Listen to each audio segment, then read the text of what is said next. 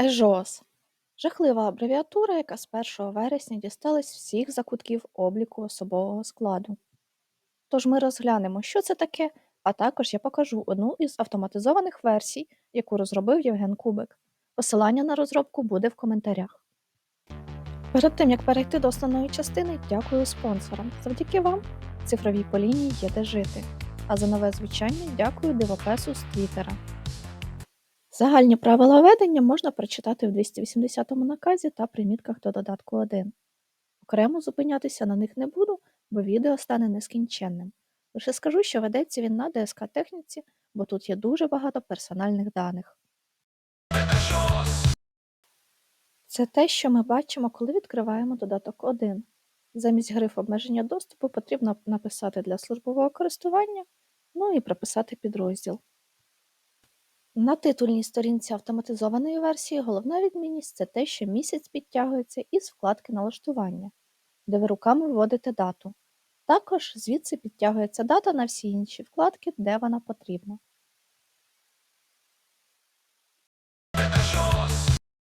Вкладка ШПО – це стандартна штатка з трохи іншим розташуванням стовпчиків. Ну, і тут є індекси посад. Я так розумію, для того, щоб була змога хоч якось автоматизувати це все. У автоматизованій версії все набагато цікавіше. Вручну вводяться лише індекси посад, а вся інша інформація підтягується із вкладок ООС та індексів посад. Зверніть увагу, що є додаткові стовпчики для зручності користування. Це підрозділи, завдяки яким можна з таблицею реально працювати. Також автоматично виділяються кольорами сержанти зеленим, а офіцери червоним. І головне, що цей аркуш заповнюється повністю автоматично. У стандартній версії це типова алфавітка з додатковими полями і без стовпчиків про виключення. По суті, те, що писалося від руки, тепер друкується. У автоматизованій також є додаткові стовпці для зручності. Частина заповнюється за допомогою випадного списку, частина вводиться вручну і частина підтягується формулами. Інформація про людину вноситься один раз, і в інші аркуші все, що можна, вже підтягнеться з цього аркуша. Залишиться тільки заповнити ІПН. Контроль ІПН вже вбудований за допомогою умовного форматування, і якщо внесли неправильно, то клітинка не буде світитися зеленим. Колонки 10 і 11 тут заповнюються з аркуша переміщення, де можна побачити історію служби і переміщення між посадами. А для того, щоб вони обраховувалися, треба вказати в налаштуваннях розрахувати історію посад. Але про цей аркуш поговоримо пізніше. У стандартній версії це та ж вкладка ООС з доданими стовпчиками щодо підстав для виключення. У автоматизованій версії це теж, по суті, вкладка ООС з додатковими стовпцями щодо виключення. Завдяки тому, що всі дані оформлені в таблицях, можна просто скопіювати дані з рядка у таблиці ООС, виділивши все додаткової інформації і вставити лише значення. Як перетворити діапазон в таблицю, я показувала у відео про XLOOKUP.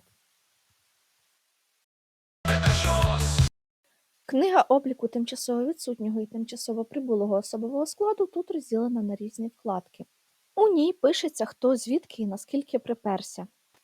У другій версії ця вкладка практично не відрізняється, єдине, що автоматично визначається категорія звання.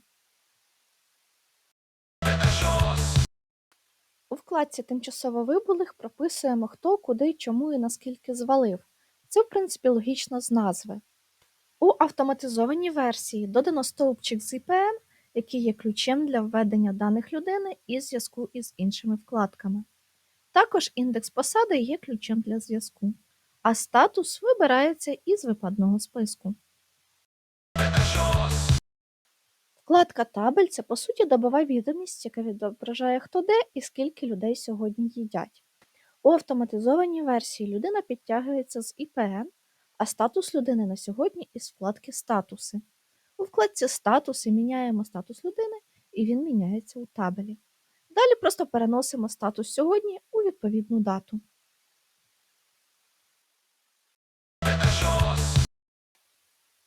Вкладка «Безповоротні втрати» – це, по суті, той же іменний список безповоротних втрат. У автоматизованій версії ви вводите лише особистий номер і дані підтягуються з інших вкладок. Статистичний облік – це такий собі коротенький БЧС. У автоматизованій версії потрібно лише внести зміни у стовпці підрозділів під свій, а все інше рахується автоматично. Ні, не можна вносити вручну дані. Ні, не можна розблоковувати. Срачка нападе і піструн відсохне. Перелік індексів посад – це як довідник із номерами всіх посад за штатом. Зверніть увагу, що якщо у вас 100 посад стрільців, то кожна матиме свій власний індекс. В автоматизованій версії тут майже все вводиться руцями, бо ця вкладка є ключовою для інших. Автор рекомендує не ставити 0 першим у індексі.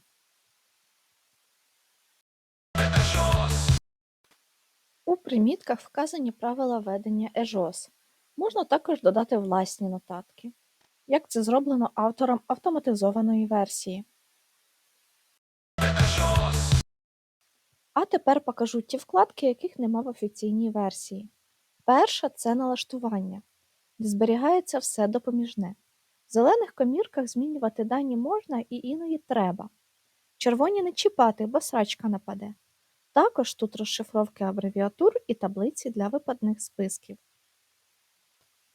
Вкладка переміщення містить в собі всю історію переставляння людей і допомагає заповнювати історію посад у вкладці ООС. А вкладка «Статуси» допомагає швидко побачити, де людина зараз, і заповнити інші вкладки. Ви спитаєте, як з цієї версії зробити офіційно? А я відповім. За посиланням в описі є EJOS у офіційному форматі, який витягує із автоматизованої версії лише потрібне.